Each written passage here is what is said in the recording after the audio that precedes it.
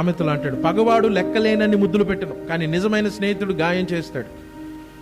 అంటే మనిషిని సంతోషపెడుతూ యేసు ప్రభువుని అమ్మివేసినటువంటి యోధా ఇస్కరియోతు కూడా వచ్చి ఆయన ముద్దు పెట్టుకుంటాడు రబ్బీ అని.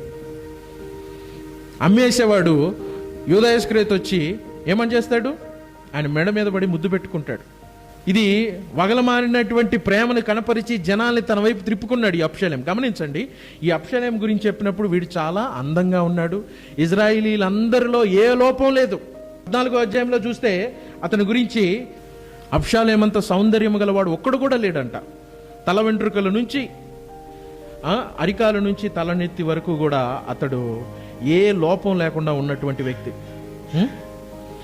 మరి ఇంత చక్కని వ్యక్తి, అతడి బుద్ధి ఏంటంటే మనుషుల్ని మోసగించే బుద్ధి. అతడు తన సొంత తండ్రిని మోసగించాడు.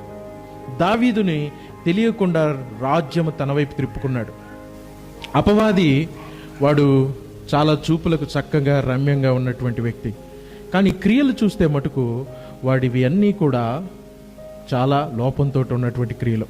మీకు గమనించి చూస్తే ఎజికేల్లో లూసిఫర్ని గురించి వివరించినప్పుడు లూసిఫరు, ఇదిగో నువ్వు ఎంతో సౌందర్యము గలవాడివి, నీ అంత మహిమ ఎవరికీ లేదు, నువ్వు రత్నములతోటి అలంకరింపబడి ఉన్నావు, నీ ఘనత చాలా ప్రసిద్ధి నొందినది అని లూసిఫర్ గురించి చెప్తాడు. అంటే దేవుడు నిర్మించిన దూతలన్నిటిలో కూడా అందమైన దూత ఏదయ్యా అంటే లూసిఫర్. కానీ లూసిఫరే తిరుగుబాటు చేసేది. ఇజ్రాయిలీలందరిలో చక్కని వాడు దావీదు కుమారుడు అయిన అబ్షాలోమే తిరుగుబాటు చేశాడు. కారణం ఏంటి? అందం వల్ల వచ్చిన గర్వమా, తాను యోగ్యుడి అనుకునేటువంటి గర్వమా, తనను నమ్ముకున్నటువంటి స్థితి, ఇదిగో నేను మంచిగా ఉన్నాను కదా, నేను చాలా అందంగా ఉన్నాను కదా, నేను యోగ్యుడిగా ఉన్నాను కదా అనుకునేటువంటి స్థితి. తన దృష్టికి తాను యోగ్యుడిగా ఎంచుకునేవాడు, తన దృష్టికి తాను గొప్పవాడిగాను మంచివాడిగాను ఎంచుకునేవాడు, దేవుడు వాడిని తృణీకరిస్తాడు. తను తాను హెచ్చించుకున్నవాడు తగ్గించబడతాడు. ఇక్కడ ఇతడి గురించి మాట్లాడుతూ ఆ 15వ అధ్యాయంలో అంటాడు, మనుషులందరికీ న్యాయాధిపతిగా నేనుంటే ఎంత మేలు, నేను న్యాయాధిపతిగా ఉంటే ఎంత మేలు, నేనుంటే బాగుండిద్ది కదా అనుకున్నాడు. అండ్ అప్పుడే అతడు పడిపోవడం జరిగింది.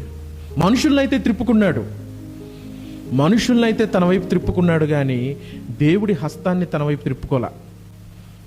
దేవుడు అబ్షాలోముకు తోడుగా లేడు, దేవుడు అబ్షాలోమును రాజుగా ఎంచలేదు. మనుషుల్ని మోసగించవచ్చు కొంతకాలం, ఇతడు మనుషుల్ని తన వైపు త్రిప్పుకొని ఉండొచ్చు, కానీ దేవుడి హృదయాన్ని తిప్పలేదు కదా.